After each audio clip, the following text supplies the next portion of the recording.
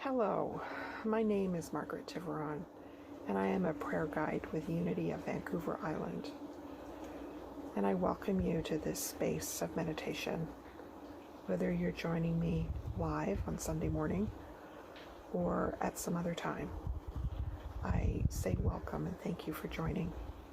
I am in a place where there's a hummingbird feeder right above my head, so you may hear some buzzing through this, and if you do, it's the hummingbird. Oh, here he comes right now. Cool. So I'm going to invite you to join me today in a meditation where we progressively relax our body, do a scan of the body and feel the body relaxing and the mind relaxing and releasing its thoughts, and then getting to a place where we can just sit in the silence. We can be still in mind, body, and spirit, and connect with the divine. So let's begin. If it feels comfortable to you, please close your eyes. And if not, just avert your gaze, and have it look somewhere on the floor or somewhere ahead of you, down below. Now I invite you to breathe deeply. Breathe in. Full chest of air, and then breathe out. And as we breathe out, we feel our thoughts, our mind, the busyness releasing, and we feel our body relaxing as well. Breathing in and out, letting go, letting go, letting go. Again, breathing in and releasing, letting go, letting go, letting go. One final time, breathing in and letting go, letting go, letting go.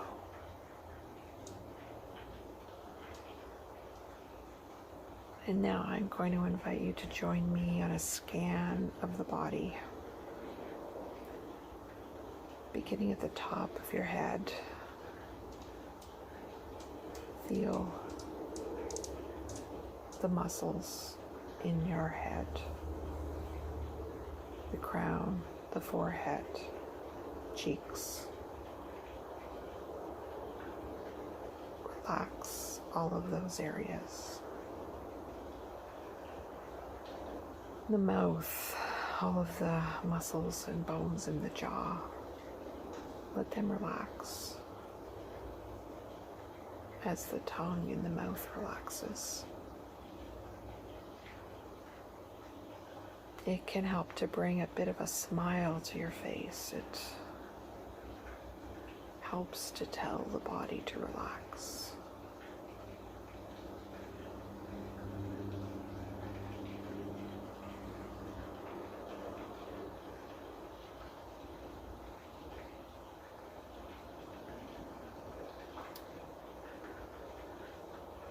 And now the neck, the throat. Feel that area relaxing.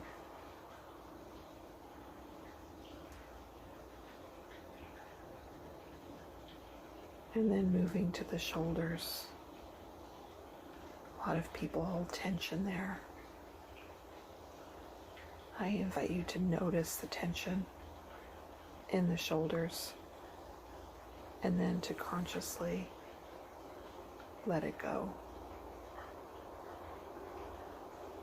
Imagine that the tension is ice, and imagine that it is turning into water and disappearing. See that tension just melting away.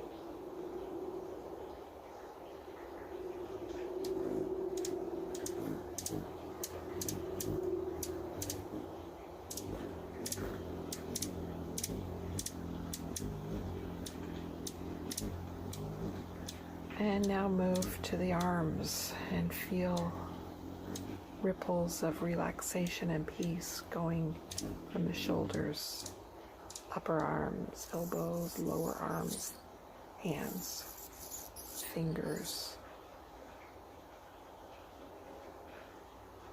Just feel the calm and the relaxation moving down the arms as if they were waves in the ocean. Take some time to focus on the hands and feel all of the vibrating and the energy that is in the hands. See if you can feel that. Feel what is going on inside the hands.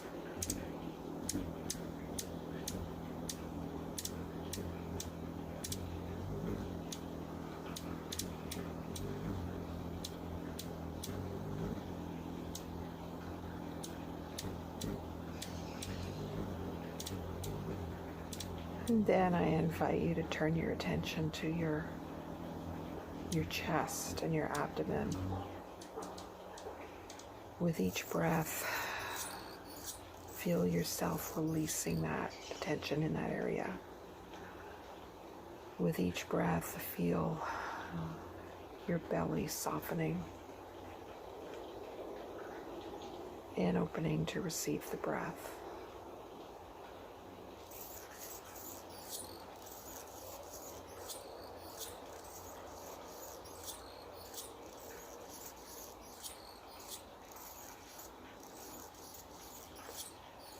And then moving down to the hips,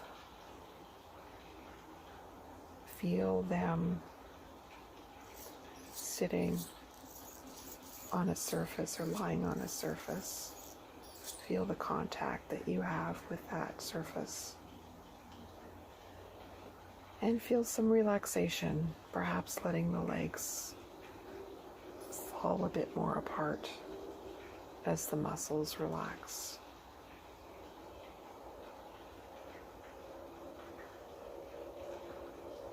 And then down into the lower legs and the feet.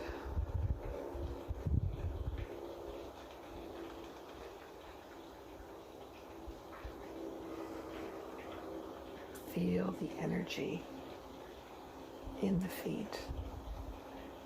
Feel the vibrating. Feel the connection with the floor, with the ground.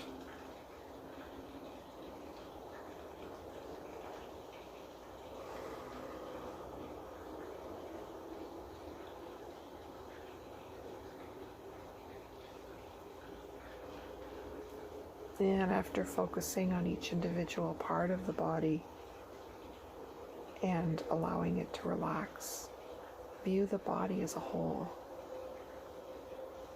as a relaxed and relaxing organism. Are there any areas of your body where you've allowed the tension to creep in again? Maybe the shoulders, the face.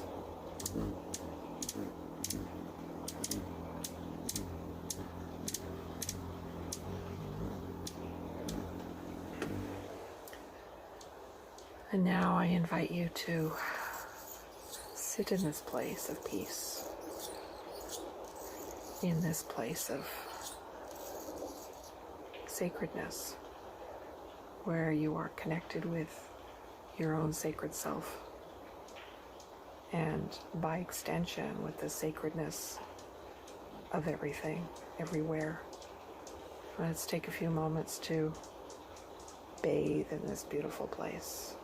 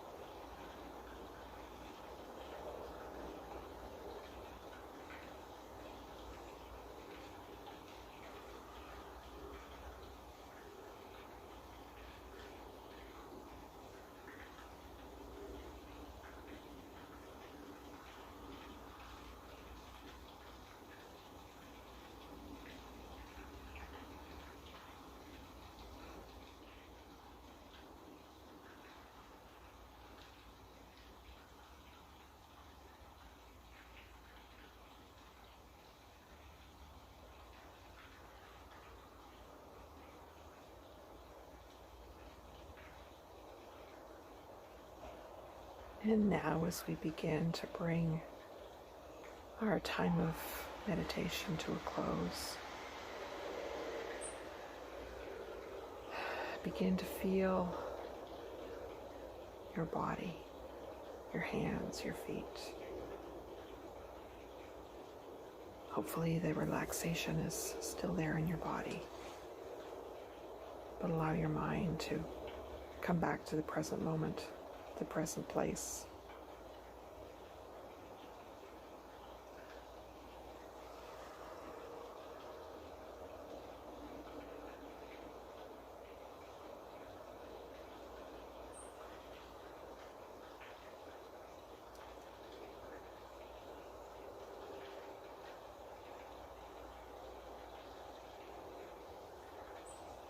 I thank you for joining me in this meditation today. And I'd like to conclude with a Hindu greeting, which means the divine in me greets the divine in you. Namaste.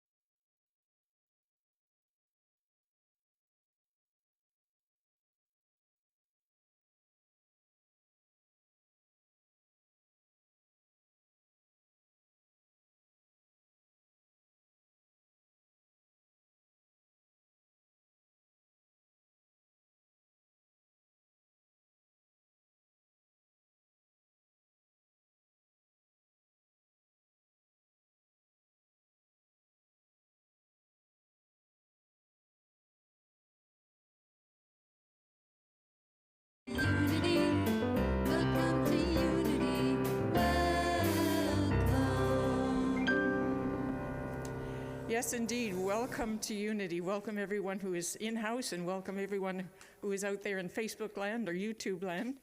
I want to begin by acknowledging that we are living, working, playing, and creating on the unceded and traditional territory of the Snuneymuxw Nation here in Nanaimo.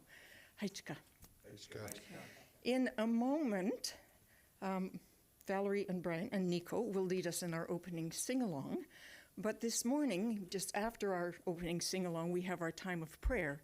And this morning, I invite you out there in Facebook land to share what it is that's going on in the world, and think big, think globally, what it is that we need to include in our prayers.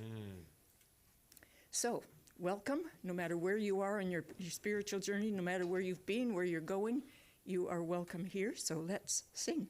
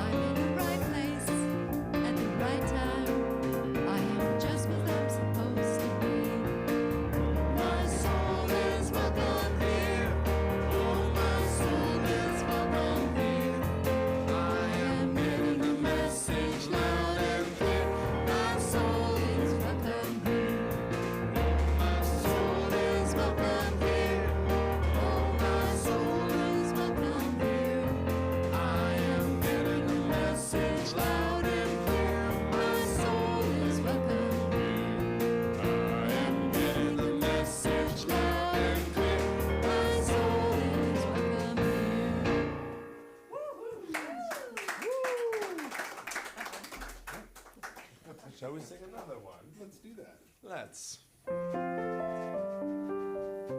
make it pretty. Pretty.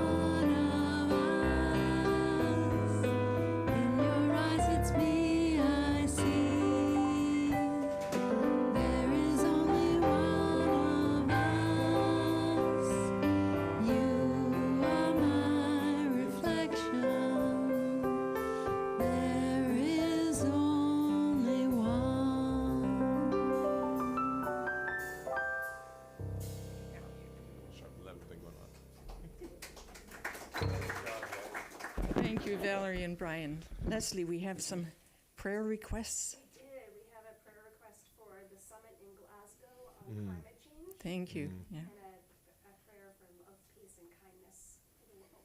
Good. So will you just join with me? As we know that there is one power and one presence active in this universe and in my life, that power is all that we call good. It is the power of love. It is infinite, all-knowing, all-powerful, and everywhere equally present. And so it is present right here in each and every one of us and in each and every person throughout our planet. Each of us is imbued with the likeness of the divine, the nature of the divine, and therefore the power to create our reality with our words, our actions, and our intentions. And so we intend for this entire planet, and in particular for every delegate attending the Glasgow Climate Summit. We see them all enfolded in love, filled with the intention of kindness to each other, to our planet, and to all life forms on the planet. And we know that those words and those decisions and those intentions go forward into our world and create.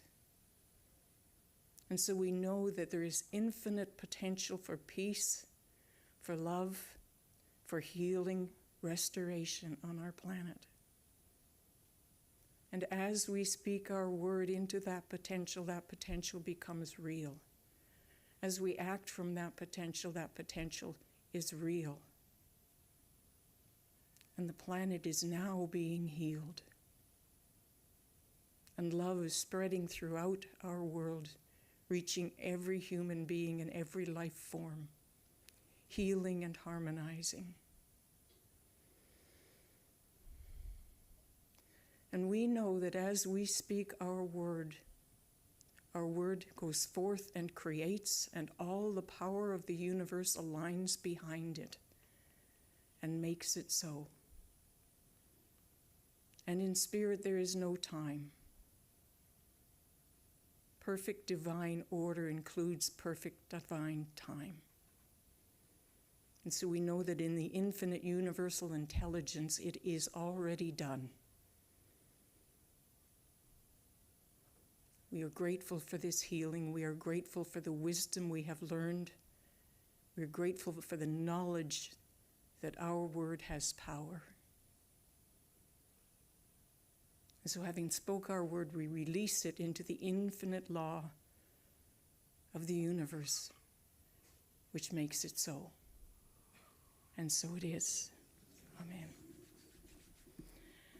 I don't normally do Halloween. When somebody asked if I would be in costume for Halloween, I said, if you want me in costume, you got to put me on stage and pay me. And that's true. However, everybody else came in with mouse ears this morning, so I had to go get my hat.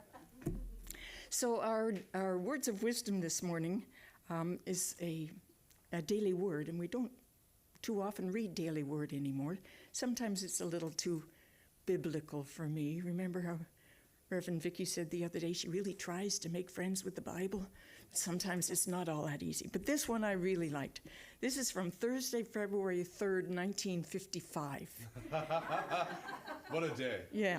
I remember that day. And when I heard Thomas's topic... 1955 was the year Disneyland opened. Oh, well, there you go. When I heard Thomas's topic this morning, I said, I got to do this because it's entitled Sound Mind. Okay. So, God hath not given us the spirit of fear, but of power and of love and of a sound mind. God hath not given us the spirit of fear, but of power. I am not afraid, for God has given me a spirit of power.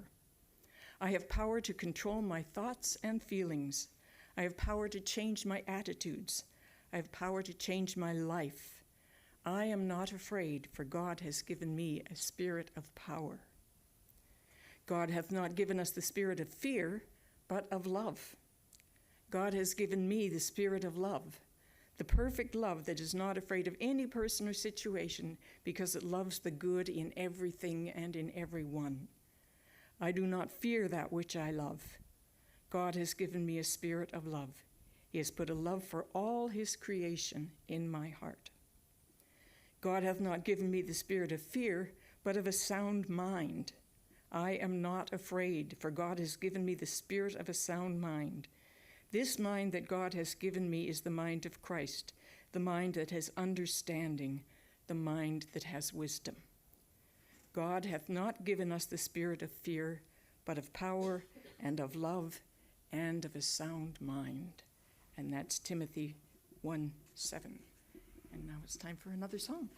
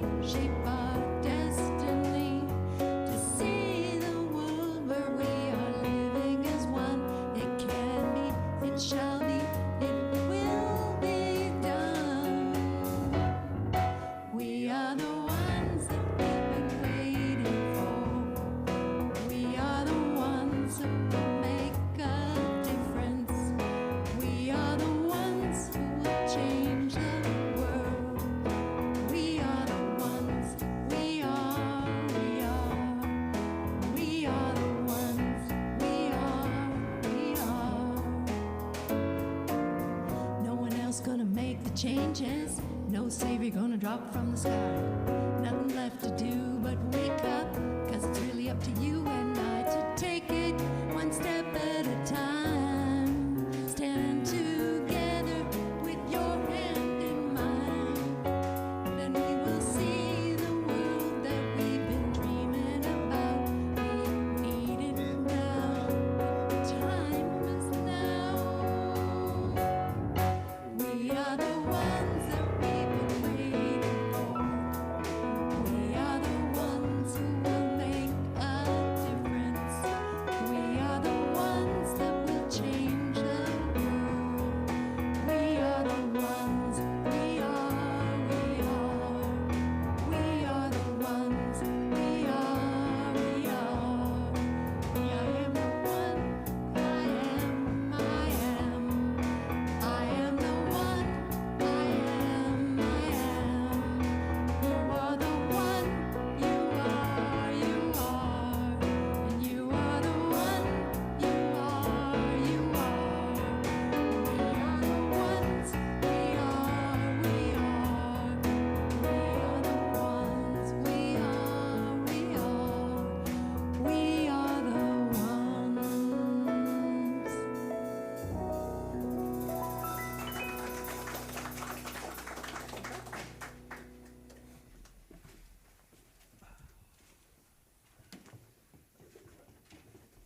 Stool. I'm feeling like I need to stand today. Stand. Stand. Wait.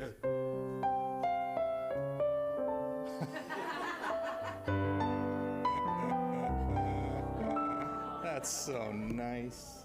Just all the Mickey Mouse ears. I was doing it in my head. I was like, what are the notes for that? Yeah. Should I tell the story of when I first met Minnie Mouse? Oh, maybe not. Oh. But you were like nearly 40. That's true. It's true. I fell in love instantly with a mouse. Yeah. I don't need this, do I? You don't need it, no. Okay, I'll turn it off then. Thank you. Thanks, Mickey. Yeah, okay, everybody, I'm going to do my talk like this today. That won't bother you after about 5 minutes, Willie.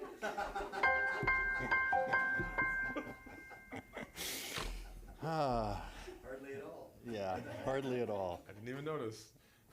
So returning to the question of my sticking mind gets stuck, or the thought of that, let's return there. There's this old hymn song.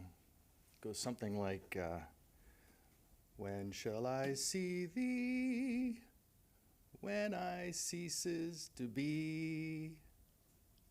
When shall I see thee, when I ceases to be? Does anybody know that song? No. No? I didn't know it either till I heard it the first time. Well done. So there was this story from an ashram. Ashram or ashram? Ashram? Yeah. Okay. There's a story from that. The guru had been teaching the Bhagavad Gita. If I got that right? I'm tongue twisted today. The Yoga Sutras, etc., had been teaching all the students, and finally he called them in, said, "It's time." Gathered all the students together and asked the question, so who here is ready to go to heaven? And if any of you are feeling that way, you can raise your hand if you're feeling like you're ready to go to heaven. Oh, we have one. I have one that's ready to go to heaven. Who here is ready to go to heaven? Not for a while yet. And so, one by one, they would all answer, I haven't yet memorized the full Bhagavad Gita yet, so I'm not quite ready. Or I haven't sung all the songs that need to be sung, so I'm not ready yet. And one by one, they all rejected the notion of being ready to go to heaven. So he said again, so I guess I'm to take it that none of you are ready to go to heaven.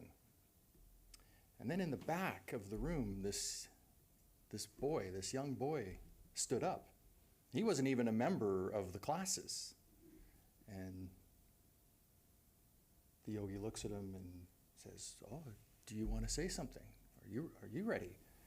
And the boy says, well, if I could speak, if you permit me, I do have something to share. And he goes, you think you have an answer to this? And he's like, yeah, I do. And so, well, what's your answer? And the boy says, well, if I can go, then I will go. And the guru's, oh, you are so wise. And all the students are like, what are you talking about? This boy, he's nothing. He cleans around the yard here. He's not even in class. And he's like, oh yeah, he is my best student. Say it again. Well, if I can go, then I'll go. And so all the students are asking, what does this mean? How could he know this? How could he be right? He's like, well, why don't you ask the young boy what he means by that? So they turn to him and they're, what is it that you mean? How could you know this? And he goes, well, you are all learned scholars. What could I possibly offer to any of you? No, please share what is your thinking. And he's like, well, I come in a class from time to time. I drift in and out. And it occurs to me that all the scriptures are saying that if I can go, if my egoic I can go, then I can go. Then I'm ready. And then they get it. So that's the thing. Letting go, the mind, the sticking mind. If I can go, then I will go. Now, when I first heard that, I was thinking like death, right? Even that song, when shall I see thee, when I ceases to be, my first thought was I got to end it all in order to get there. But now that's shifted. Now I'm thinking this is actually something different. This is my own internal self. This is my own little ego mind that is constantly doing battle. So then I heard on Friday in one of my classes, somebody shared, if you die before you die, then when you die, you won't die. Huh?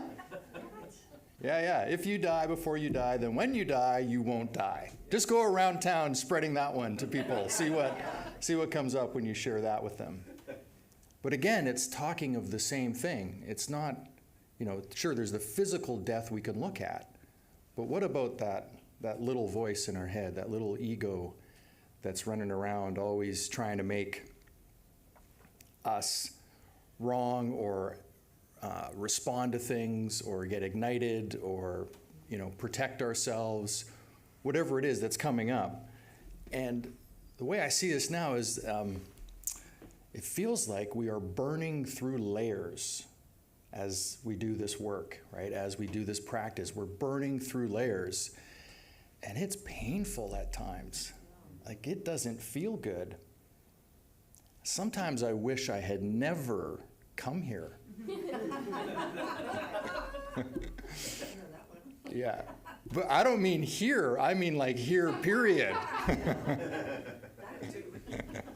Like, there's unity, and then there's the before unity. Why did I even come here?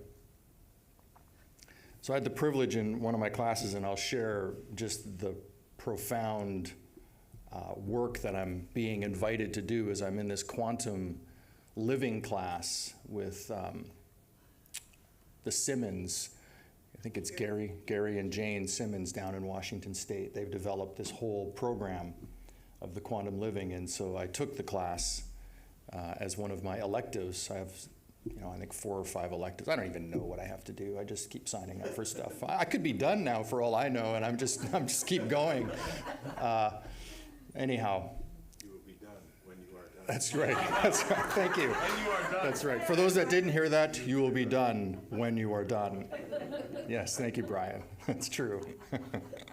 And then I will be done.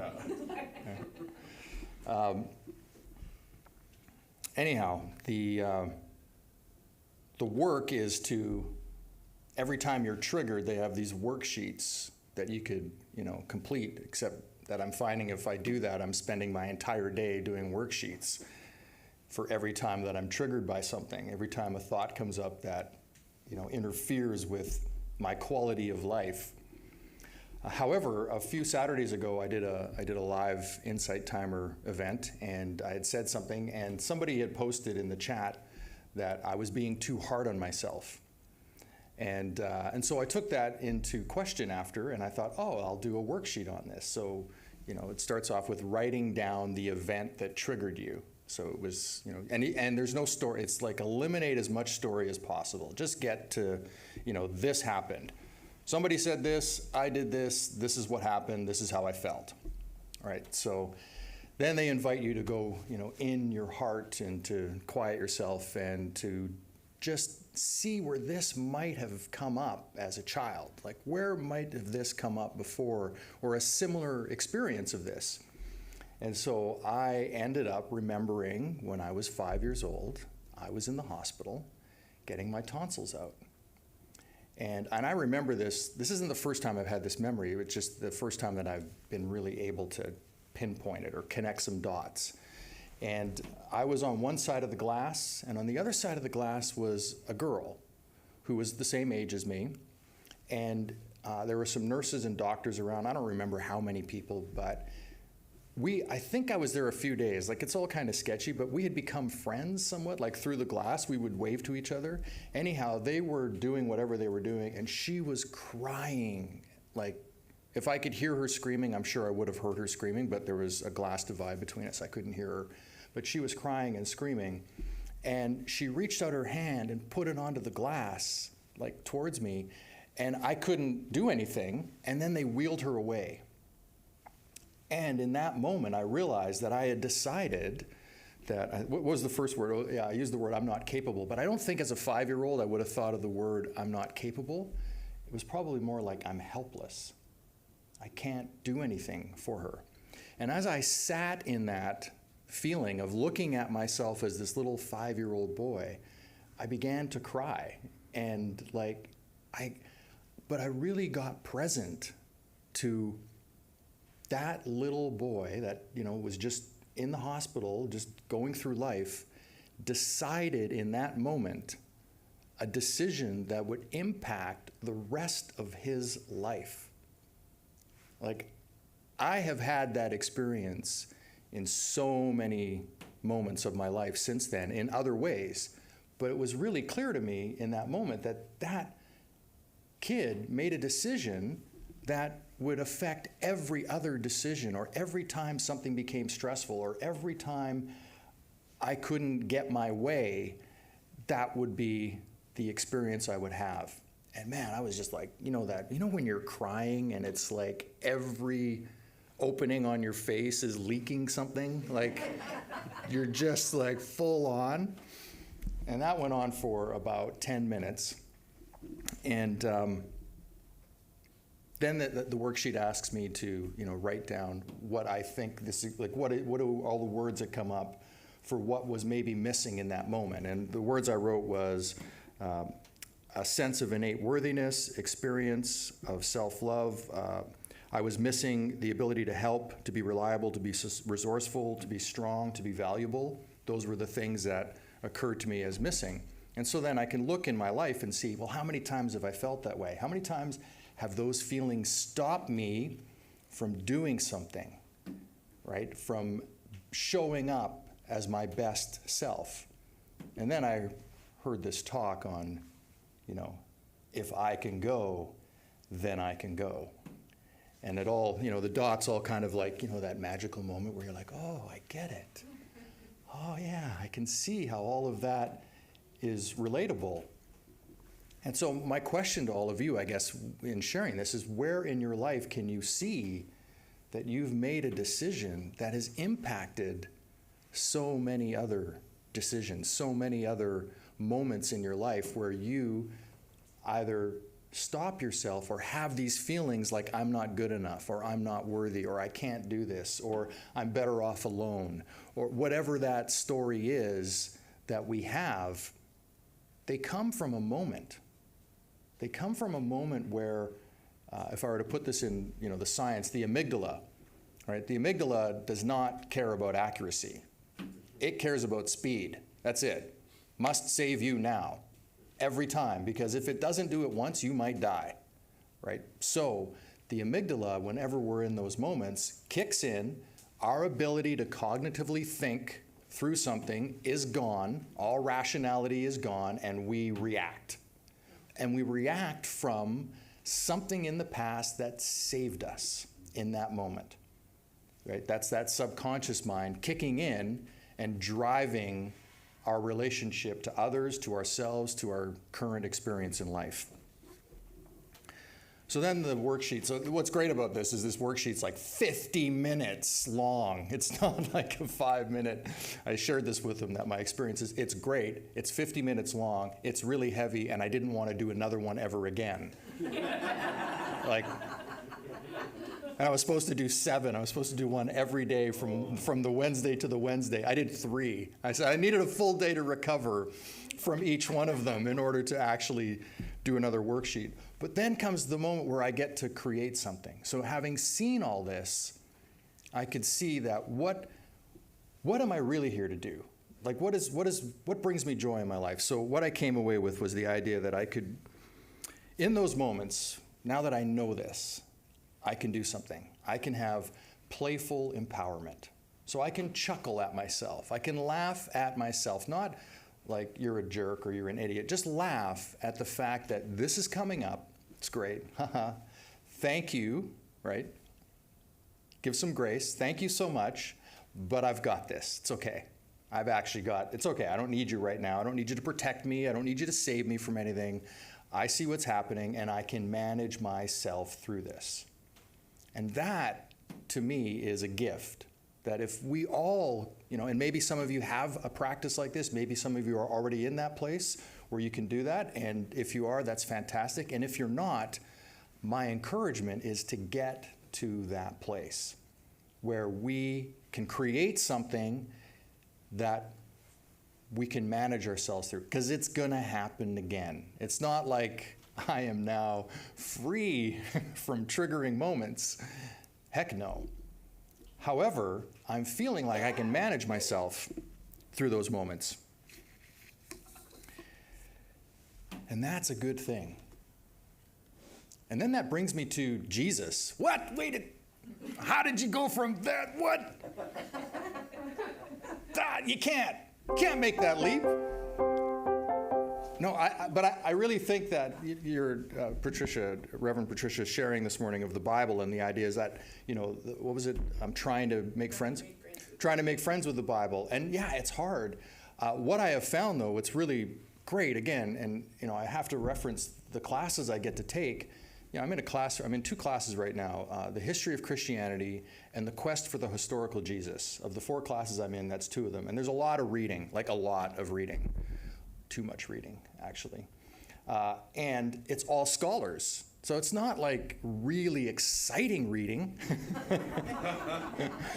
Unless you're a history buff and you like archaeology and you like digging through things and trying to get to something. But in a way, it's beautiful because I get to read how these people think that are completely into uncovering, did this actually happen? What? Because, Jesus didn't write anything down and go, here, pass this on to the future. All of the stories we have came from, the orators for years, and then 40 years after Jesus, somebody decided to start writing stuff down. So we don't really know what the guy said or what he really did. We don't. There's no proof that we have that is actually bang on that this is what he did, this is what he said. So now, anytime I hear somebody, stand in front of a crowd and say, Jesus said this, I'm like, no, he didn't. You think he said that, but it's not actually proven yet. However, they can, narrow down to what is a probability. Like within 80 to 90%, there are some things that they can probability-wise, that seems like that's probable, and other stuff afterwards is doctrine, right? It's dogma. It's stuff that's being created to sell a feature or something. So there's this one scholar I read, John Dominic Crossan, and he gives the backstory of where Jesus was, doing his ministry. And what is this? Antipas, Herod Antipas was the king of the Jews apparently back then. He was King Herod.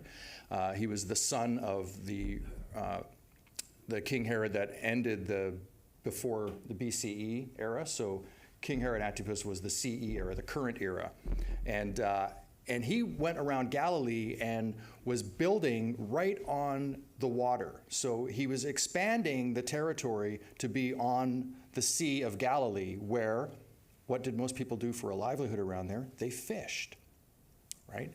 And in order to get favor with the Romans, he was building a corporate fishing enterprise, which would then do what to all the little fisheries? End them.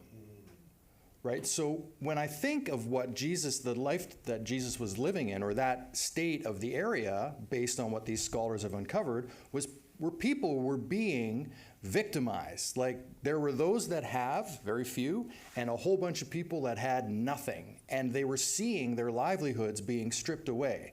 So Jesus was out kind of fighting for these people. He was seeing that we're not taking care of ourselves. We're not taking care of our own people. We're letting them get taken over. Now, the Jewish people believed the Messiah that was going to come was actually going to be in sword and destroy the Romans. That was, if it was going to come, it was going to be a bloodletting of victory. Whereas Jesus was all about the words. There was no sword. It was, I will defeat you with language, with how we pray, with what we pray, with how we respond to things. So he put these 3 proclamations down for Jesus, which just really spoke to me. And I get it, it's my lens. So, as I read scholars, I also know that I have a lens that I look through, that I want to find things that support my belief system. So this spoke to me. Jesus' own proclamation, therefore, insisted that the kingdom of God was not imminent, but present, was already here below on this earth. Now, John the Baptist, they're pretty sure, baptized Jesus. King Herod got rid of John the Baptist. This scholar thinks that Jesus was pretty smart, and he was like, hey, if, John's gone, And with John the Baptist being killed, there's no more baptism going on. He was the only guy baptizing people. So that ended. So Jesus is like, if I don't get a bunch of group of people with me, my thing's going to end too. So he got some dudes to go working with him. And he, instead of being a one guy, he started to build like franchises, right, of his message, right? So I thought that was really funny. It's like, oh yeah, Jesus was like an entrepreneur. And he's like, he was trying to up-level what he was doing, you know? How can I expand my empire? I don't know if that's what he was thinking, but I loved it anyhow. I thought it was really great. So he goes on to say, to claim an already present kingdom demands some evidence, and the only such that Jesus could have offered is this. It's not that we are waiting for God. It is that God is waiting for us. Which again was kind of like this whole I. If I can go, then I can go, right? That all of these things started to kind of merge together this week as I was reading these things. To see the presence of the kingdom of God, said Jesus, come see how we live and then live like us. So he was saying, I'm an example. And if you come and hang out with us, you can see how we're doing this. And then it's possible for you as well, right? You can also have this freedom of living. Jesus was a stand for non-human violence. Sorry, for human nonviolence. I put those words backwards, yes. For human nonviolence, right? So again, he wasn't the warrior crusader. He was about the words and about the way of being and ourselves being that kingdom. And then I already shared this, but Jesus had a franchise, whereas John had a monopoly. That's how he phrased it, right? Which I thought was really clever. Jesus invited all to come and see the presence of the kingdom of God by witnessing how he and his companions were living. Heal the sick, eat with those you heal, and announce the kingdom's presence in that mutuality. So I want you to just think about that for a moment. Heal the sick, eat food together, and build community. Now, we can look at heal the sick as, you know, you have to have an illness physically, but isn't the whole mental thing I just explained also an illness that we all suffer from? And so if we are in community, speaking to one another, sharing our thoughts, up-leveling our way of thinking, our way of being, breaking bread together, building community, is that not healing? Is that not us working together to build something, to build heaven here on earth as a community? I think that's a pretty cool message. I'm okay with that. If that was the message of Jesus, if that was the franchise he was looking to build, I think it's a pretty good one. And that's the one I'm going to stick to until somebody can show me one that's better than that. Everything else, I'm just going, no, it's not that. Because my lens says that's the message to take home. That's the message I'm grateful for.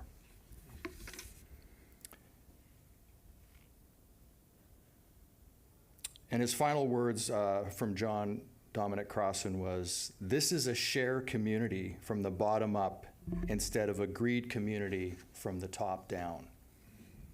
How do things feel today in the world? Like a top down, huh?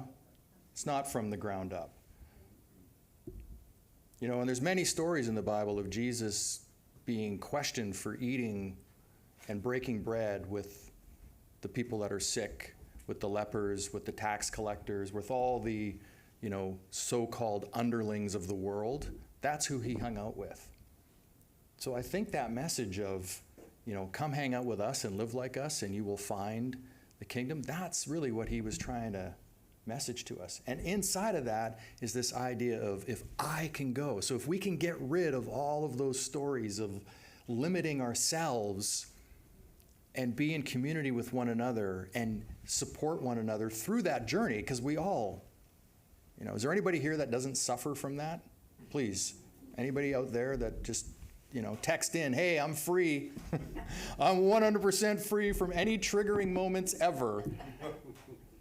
Yeah, I think it's likely that most aren't. Is anybody? No comments. No comments yet. Silence. So that's the work we get to do. That's the beauty of hanging out here. So after all of that, where I do question, I wish I had never found this place, I'm really grateful I found this place. Or I'm really grateful that it found me. However that worked, I'm just grateful that I have this opportunity to, I don't know if it's up-leveling, because I'm starting to believe less and less like there's an up level and a down level. I think it's just being. If I can just be the greatest version of myself and limit those triggering moments, or at least overcome them quickly, that's a great place to be from and a great place to hang out. So I invite you to join me for a few moments of quiet time together.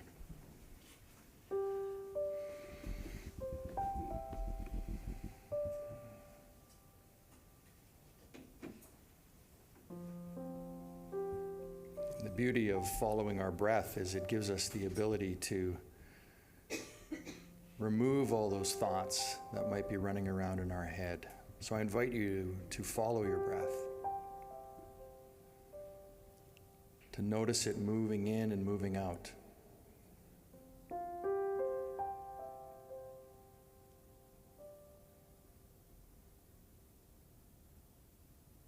And I invite you to forget all the words that you just heard and allow yourself to find the ones that are yours.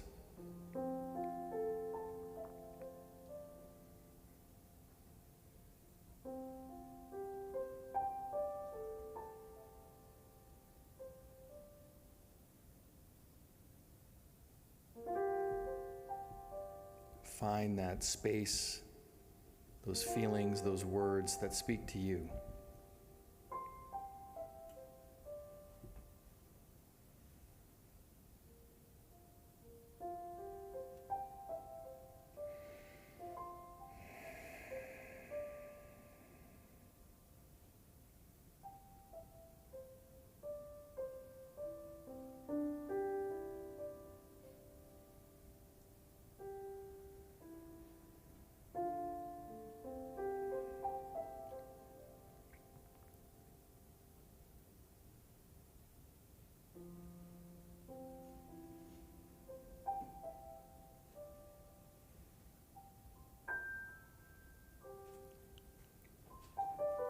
Keep breathing, noticing your breath.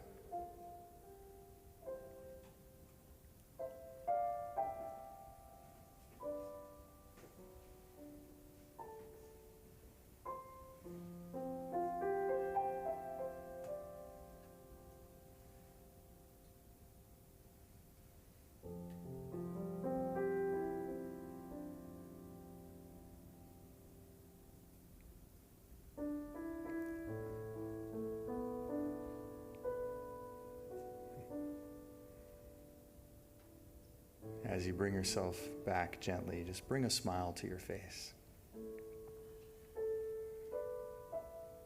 And I invite you to know that you are a manifestation of the beautiful divine.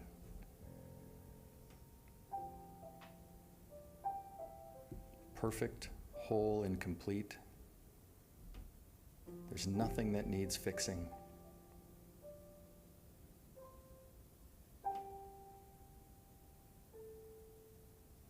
There might be some perceived brokenness, but there's nothing that needs fixing.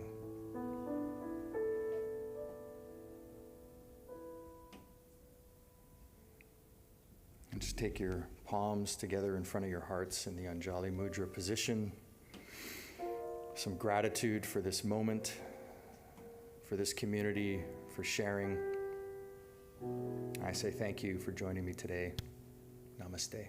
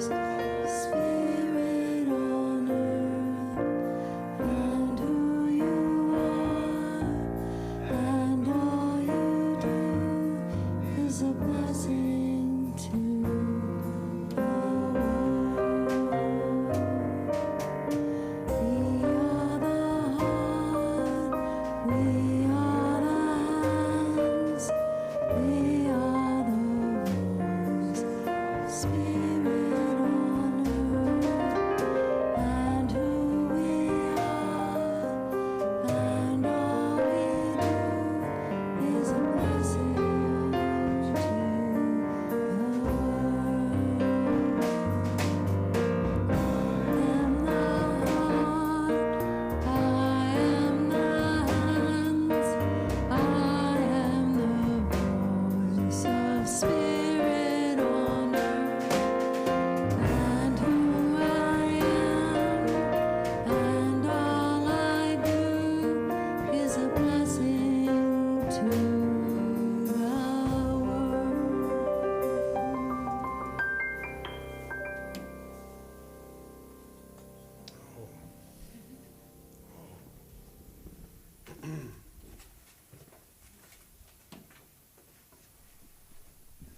Okay.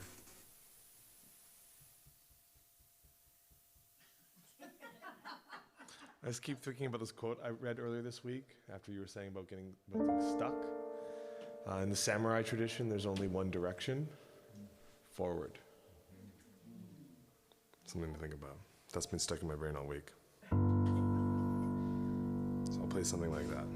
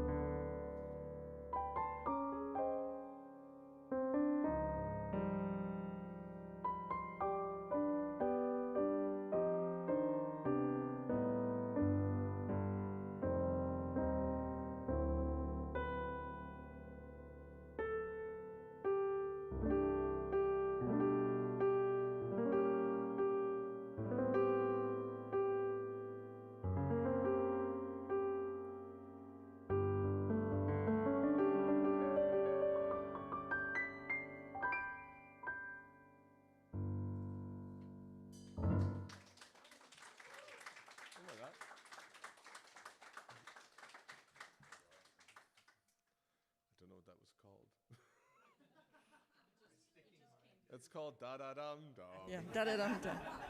Thank you, Nico. Forward, always forward. Thank you for sharing your immense talents with us. Thank you for Brian and Valerie for taking the time and effort to learn and introduce new songs. We really appreciate that. Yes.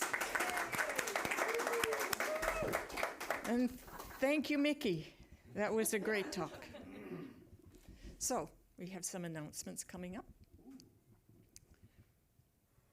The first one is that this Tuesday, that's the day after tomorrow, 2 more sleeps, we will have our November Congregational meeting. Everyone is welcome. The Zoom link was in the newsletter, and so are the meeting numbers. So please join us. Everyone is welcome. Ask your questions, get updated on what's happening. Everyone.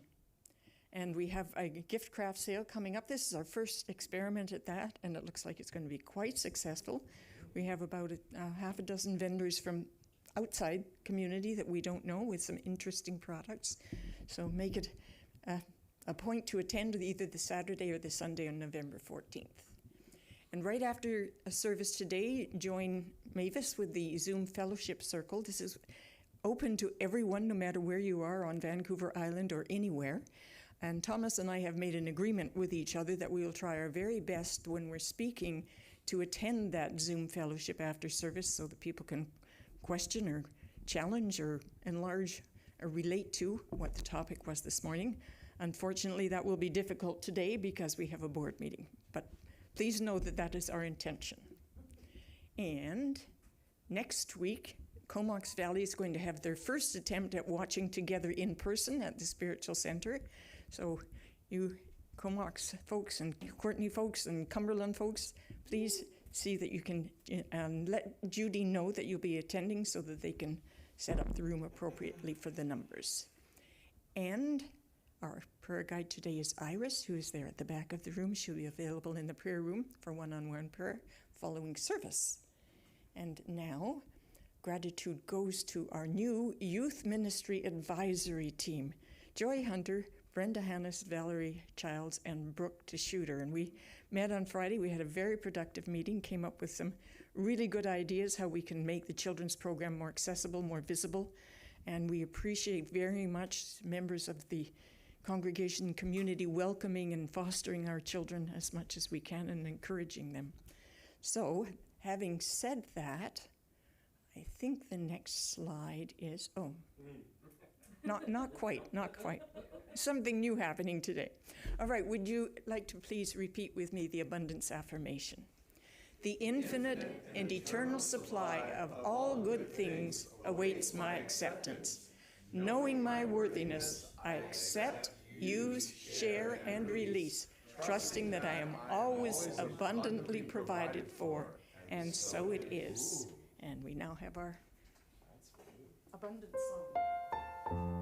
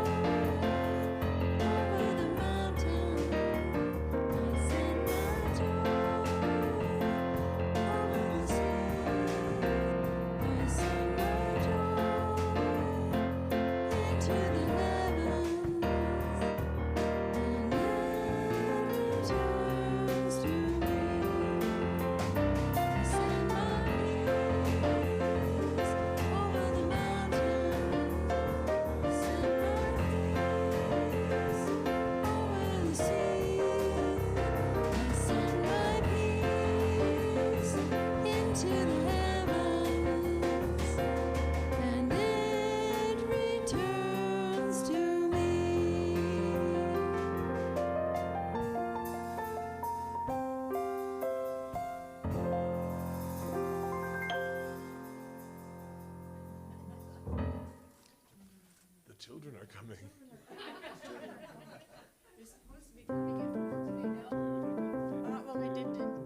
Brooke. Can you play a little bit of Charlie Brown or something? If the kids can?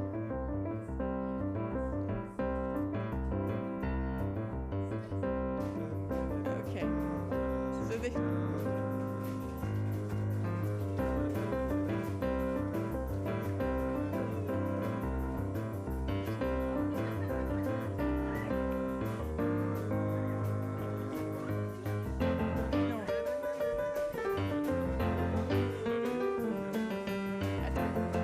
All right, welcome, kids. All right, let's all stand and do our prayer for protection and close with our peace song. Oh, after we say the children's blessing. Oh, yes. We see the divine light shining as you. We love and appreciate you exactly the way you are. Here we go. And now. The light that is God surrounds me. I am one with the light. The love that is God enfolds me. I am one with the love. The power that is God protects me. I am one with the power. The presence that is God watches over me. I am one with the presence. Wherever I am, God is, and all is well. So it is.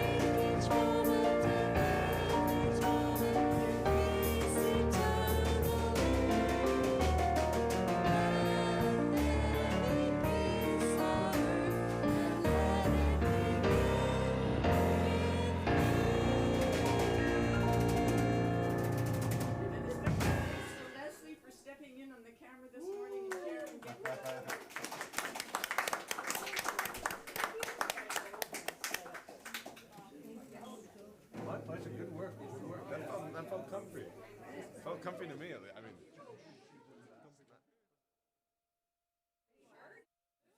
Yes. Oh, this week. Oh my God. I come to Vancouver in an hour. Hi. Then I come back tonight. And then tomorrow. It's just crazy, but it's gonna be good. Just never forward. Much to what Thomas has said, I've been feeling very stuck in some very destructive